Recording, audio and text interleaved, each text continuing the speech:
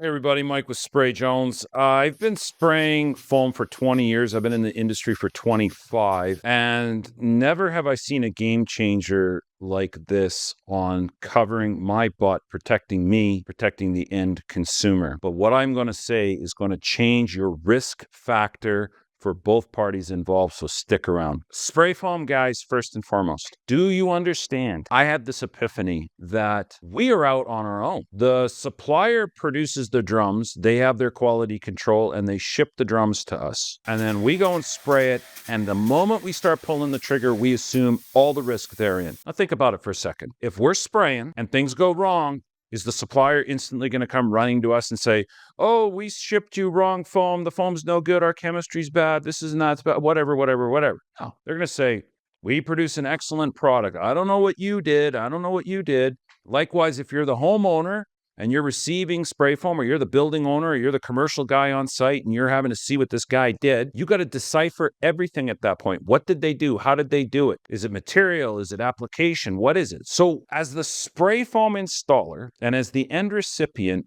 you're waiting around in the ether trying to figure out, can we be assured of what we're doing? And I believe that we can. And here's why. We are forming the final product on site. And if we're honest with ourselves, spray foam guys, that should make us a little bit nervous, because our suppliers have done all their lab testing and all of their checking, and they know, and they're going to stand behind the fact that they've got a quality product in the drum. But then you've got to pull the trigger and make the final product. It is mixed and put on ratio by your gear and your choices on site. And your homeowner, your building owner, your developer, whoever you're working for, has got to trust you that you've linked everything together properly. Good foam, good environmentals, good mix. Now, I believe that the future of our industry is, for me as a contractor, is to have equipment that will take the guesswork out of whether or not we mixed properly. Now, my guys can screw the environmentals up and spray to something wet, something cold, something too hot, something dripping, whatever. But that's easy to overcome. That's observational. I'm talking about when I've actually made the foam, have I made it on ratio to the manufacturer specifications? And that gives me insurance, and it gives me a ace up my sleeve, no pun intended, if there's ever going to be a dispute with my supplier. Walk with me a little bit on this. How do we prove what we're doing with the spray foam?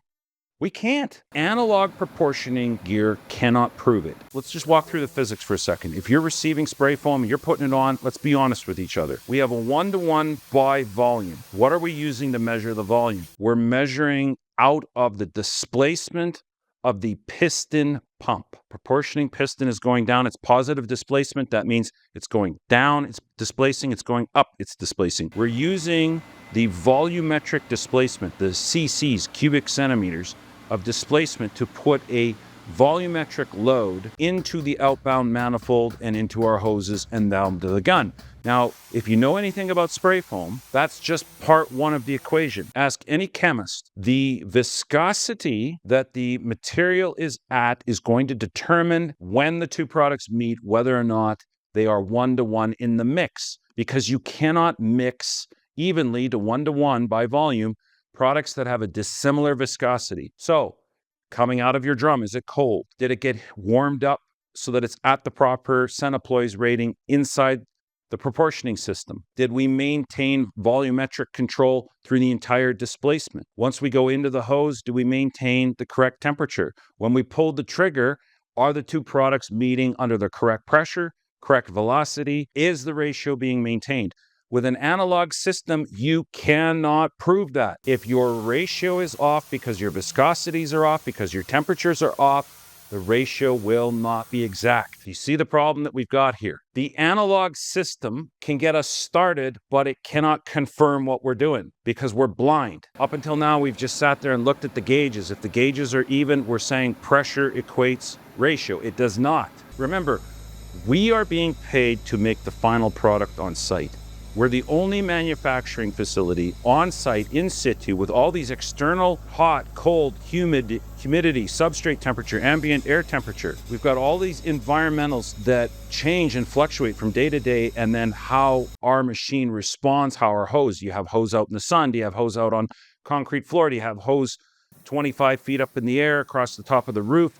All of these things change how the temperature and the flow is going to be. Now, I'm not saying that we cannot produce quality foam with the technology that we've used. We've done it for 50 years. We've sprayed the Superdome, for Pete's sakes, in 1972. Only until Hurricane Katrina did they have enough damage on the roof that they had to go back in and respray a bunch of it. But it lasted for a pretty good long time. And that was without dated analog chemistry and analog spray equipment. But times have changed. The consumer is way more savvy.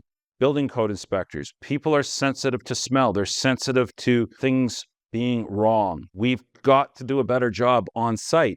And we, as contractors, we take all the risk. You take all the risk, I take all the risk.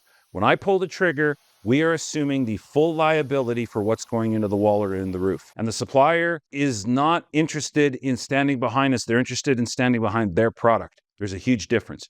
So the insurance that we can offer ourselves and then our client, our end user, is we can prove, if we switch to gear that will do it, we can prove what was done is correct. How off ratio can you be before you have a problem? How off ratio can you be before you need to dig it out? You don't know, do you? Neither do I, because I don't have a machine that can measure ratio. Can we be out by 5%, 20%, 25%, 30%? How much until dimensional stability, adhesion, cohesion, all physical properties in the spray foam are compromised? To ask how far out ratio we can be before there's a problem implies that you have a machine that can measure ratio to begin with. You can't measure ratio once you've got this.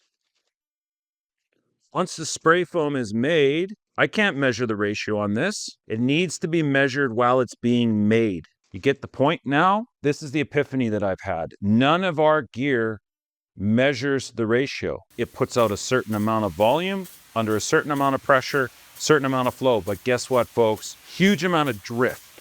What's drift? Well, pressure's up, pressure's down, stroke up, stroke down. It was hot, it was cold. The drum, I just cut into a new drum. The new drum's at a different temperature than the old drum. The old drum sits at the back near the heater. The new drum doesn't. It sits near the door. Heat matters for mix. Pressure matters for mix. This is a highly sensitive and precise process, and we're not doing it in the back of the truck. We're doing it 50, 70, 100, 200 feet away from where the actual pumping has happened. See, analog systems, they just pump. They move it from the drum to your gun. That's not proportioning. Proportioning is I've measured it, I've noted where it's at coming inbound, and I know where it needs to be in order to be correct. So what temperature is the fluid coming in? I then want to warm it up. I want it to be preheated. I want it to go into a variable drive gear pump, so that I can increase pressure or decrease pressure. I can increase volumetric flow or decrease volumetric flow based on the individual idiosyncrasy needs of any given second, any given minute, any given moment, any given morning or afternoon. This is the degree of precision that our pioneering forefathers wished that they could have had, but didn't. They did the best they could with a fixed ratio, common drive, piston pump. It's time to come into the digital age. And I'm not talking about just measuring what I'm doing. I don't want to stick a whole bunch of sensors like a proctologist in the back, in the front, all over the place and just measure what's going on. No. That's only half the equation. I want the sensors to be measuring, but then I want the data coming into a computer-controlled system where the computer can now measure and monitor and make adjustments just like fuel injection to up my ratio or down my ratio and keep me on ratio. So I'm increasing pressure, decreasing pressure. I'm increasing volumetric displacement. I'm increasing temperature. I'm decreasing temperature.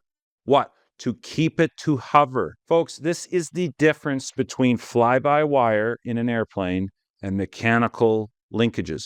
In the 1950s, when the superfighters were just starting to be developed, when Canada was in the process of boondoggling our Avro Arrow, what did we figure out? That the pilot, the human element, could not keep up with all the flight controls. They'd be overwhelmed. That all the little minor variations of flaps and angles and all the inputs, human brain could not do it. Analog couldn't do it. So what did they need to do? They needed to have a computer on board that would be measuring what's going on with the airplane and responding in real time at hundreds of times, thousands of times a second to make the necessary corrections to keep the fighter stable. In fact, Most of today's, no, not most, I think all fighters today are inherently unflyable without the fly-by-wire guidance system. Well, here's the thing with spray foam. We need the fly-by-wire guidance system to get on ratio and stay on ratio. That way, my machine, I can put input on my environmentals, my substrate, my ambient air temperature, and my humidity level. All of that can be measured with a central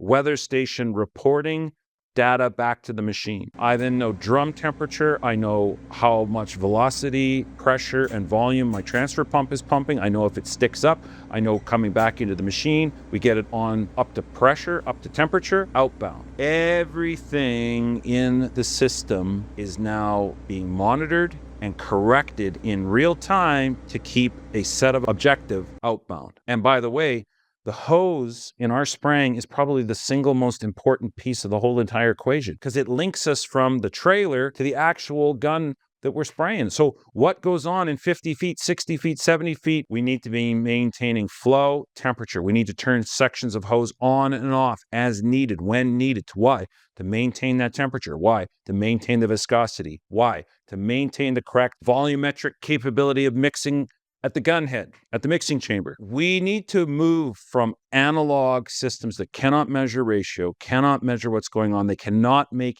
any real-time adjustments. They're it.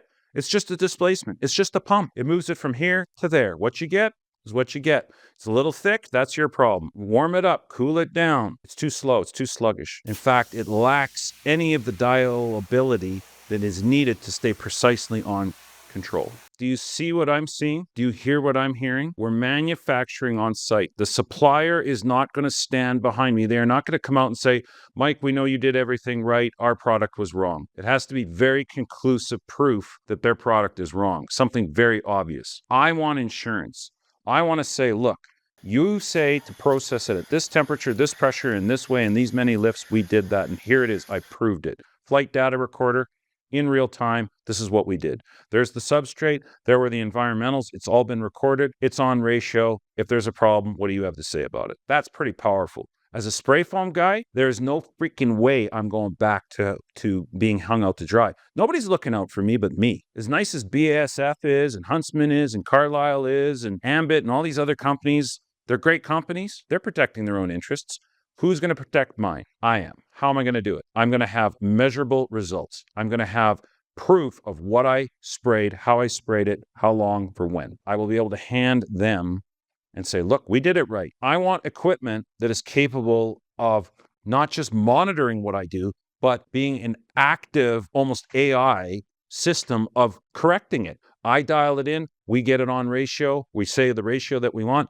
It stays there. Now I can measure it. Now I can prove it. I got digital fuel injection fly-by-wire results in telemetry coming in real time of exactly what my machine was doing, exactly what my guy was doing. We can prove it. We can also prove that we're wrong. If we're wrong, we'll admit it. It's right there on the flight data recorder. So why wouldn't I want this? It protects me. It gives me a higher degree of quality, better yield, better foam, better output, better hose heat system, and insurance. And then consumer, if you're the consumer and you've made it this far in the video, oh my gosh, as good as Spray Jones is and how we can say, trust us and trust our reputation, we can have a bad day. I want to be able to walk in and say, look, we've got actual equipment that will get us there, keep us there, and then we will prove it. I'm sorry, to weigh and say, I can't prove it versus I can prove it, which would you take? So this is the insurance policy that the homeowners, the building owners, the building code officials, they're looking for it. They just don't know it yet. Like, they want quality control. And trust me, the industry is hungry for this because they see the deregulated nature of spray foam. They see the what are you going to do to me? And this is the way that we prove that we're not going to harm them. We're going to produce good plastic. They can choose a good foam. Plenty of people make it. The supplier won't be pitted against me, the contractor. I won't be pitted against the end user, and everybody wins. This is a no-brainer, folks. I'm leading this industry, I hope, in change that matters, change of assurance. This is the assurance that will be your insurance. Click on the share, like, and subscribe. Send this to somebody that needs to see it. Send it to a building code official. Let's change the industry together.